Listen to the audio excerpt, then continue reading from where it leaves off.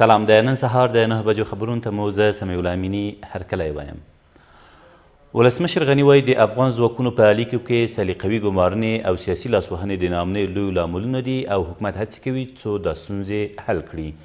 ښاغلي غني تېره ورځ په سولې مشورتي لویه جرګه کې د فراه، نیمروز، بادغیس او غور ولایتونو له اساسو سره په کتنه کې له هغوی وغوښتل چې د ښه امنیت د ټینګښت او د فساد د له منځه وړلو په خاطر خپل نظریات او وړاندیزونه له حکومت سره شریک کړي.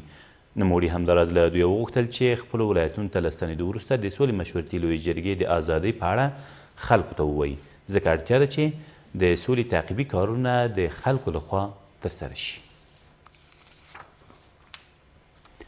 حیرتان بندر به د سیمې په لوی بندر بدل او الوان دښته به د مرکزي او سویلي اسیا ترمنځ د برېښنا د تبادلې لوی مرکز وي.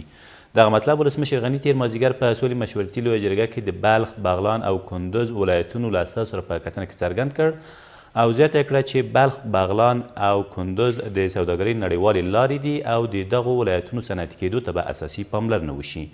ولسمشر همداراز طالبانو ته خبرداری ورکړ که اوربند ونه کړي نو افغان ځواکونه به یې سخت وځپي، ځکه سوله زموږ لومړیتوب دی او له دې پرته پراختیا ناشونې ده.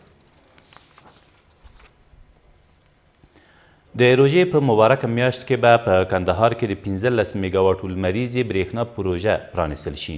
ولسمشر غني تېره ورځ د کندهار، هلمند، زابل او روزګان ولایتونو له اساسو سره په کتنه کې همداراز زیاته کړه چې د کابل په څېر کندهار ښار ته هم ځانګړی پلان په پام کې نیول شوی دی.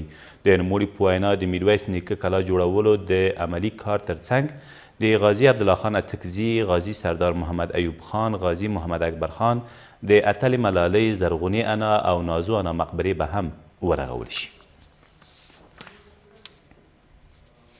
ولسمشر غني وایي د حکومت په بېلابېلو سطحو کې د اطلاعاتو نه ورکول پر یوه کلتور بدل شوی چې دا فرهنګ باید بدل شي.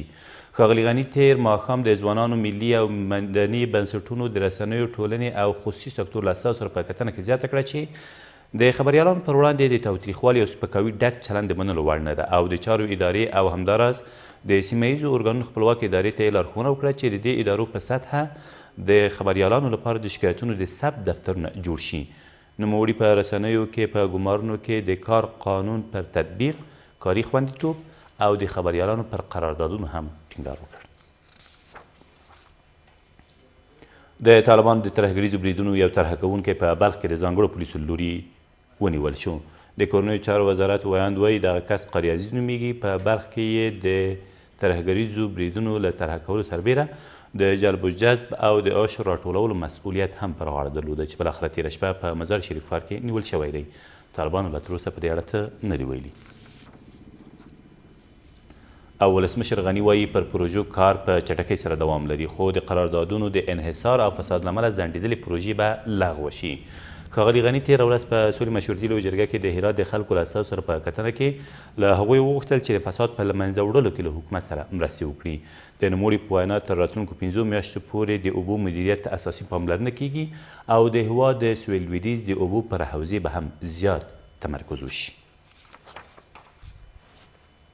دا تر دې مهاله وروستي خبرونه، تر بیا مو الله مل.